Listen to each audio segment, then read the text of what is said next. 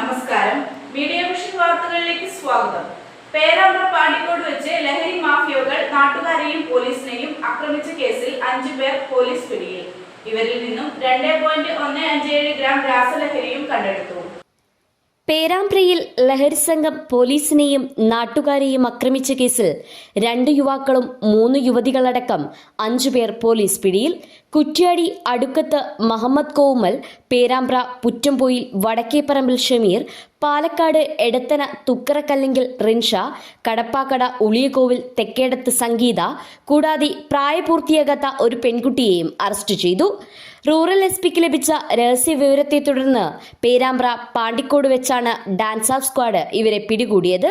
Police ഇവരെ പരിശോധിക്കാൻ ശ്രമിച്ചപ്പോൾ ഉടൻ ലഹരി സംഘത്തിലുണ്ടായിരുന്നവർ പോലീസിനെ ആക്രമിക്കുകയാണുണ്ടായത്. പ്രദേശവാസിയായ റിയാദിനെയും സംഘം ആക്രമിച്ചു പരിക്കേൽപ്പിച്ചിട്ടുണ്ട്. സ്ക്വാഡ് അംഗങ്ങൾക്കും പരിക്കേറ്റു.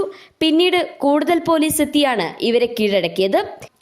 ഇവരിൽ നിന്നും 2.157 ഗ്രാം MDMA എന്ന രാസലഹരിയും പോലീസ് കണ്ടെടുത്തു. മെഡിക്കൽ പരിശോധനയ്ക്ക് ശേഷം കോടതിയിൽ ഹാജരാക്കും. News bureau, media vision, Perambra.